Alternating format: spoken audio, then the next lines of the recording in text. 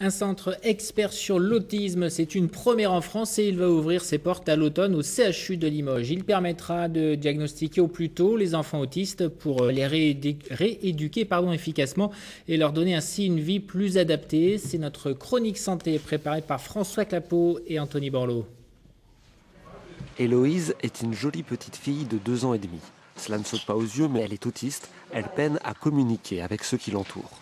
Elle a un grand frère autiste et sa maman s'est tout de suite inquiétée quand Héloïse a montré les premiers signes préoccupants. Par exemple, elle n'utilise pas les jouets dans leur fonction, mais pour construire des tours.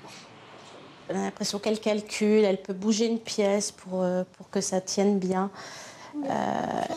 Et oui, elle peut le faire sans fin, sans s'ennuyer en fait. Ça, c'est quelque chose qui vous avait alerté? Oui, parce que c'est pas jouer pour jouer en fait, c'est presque du travail. On peut souvent repérer des signaux d'alerte chez des enfants très jeunes. Le docteur Geneviève Massé est spécialisée dans l'autisme, elle connaît bien ces indices. Il y a les jeux répétitifs, les centres d'intérêt restreints, mais aussi le retard dans le langage ou l'absence de communication par le regard. Il faut regarder comment un enfant utilise le regard. Il faut regarder si un enfant vous regarde quand vous sollicitez son regard. Il faut regarder si un enfant sollicite votre regard. Il faut regarder si l'enfant change en regardant votre visage selon que vous êtes souriant, bienveillant ou que vous prenez l'air sévère ou grognon.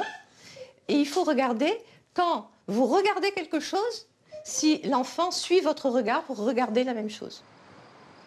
Il avait besoin de mettre le tube de l'aspirateur en position verticale. Il fallait que tous les objets soient en position verticale, y compris les frites. Nous sommes au CHU de Limoges avec Sacha, 3 ans. Lui aussi a été repéré très tôt car sa maman travaillait déjà auprès d'enfants autistes. On voit le visage abîmé, au niveau du front, au niveau de...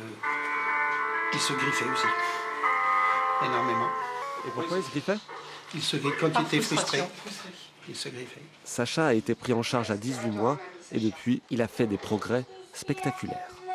Beaucoup moins de colère, beaucoup moins d'automutilation et des journées beaucoup plus sereines.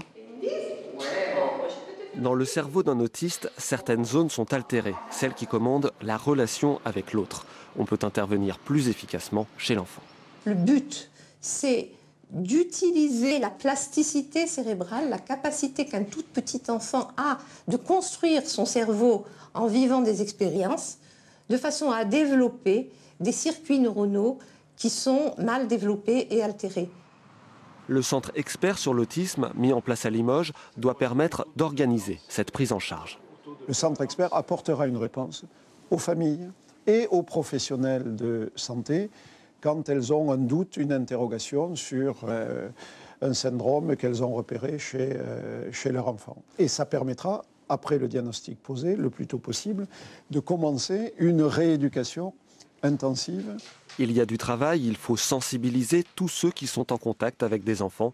L'enjeu est important, 60 enfants autistes naissent chaque année dans la région.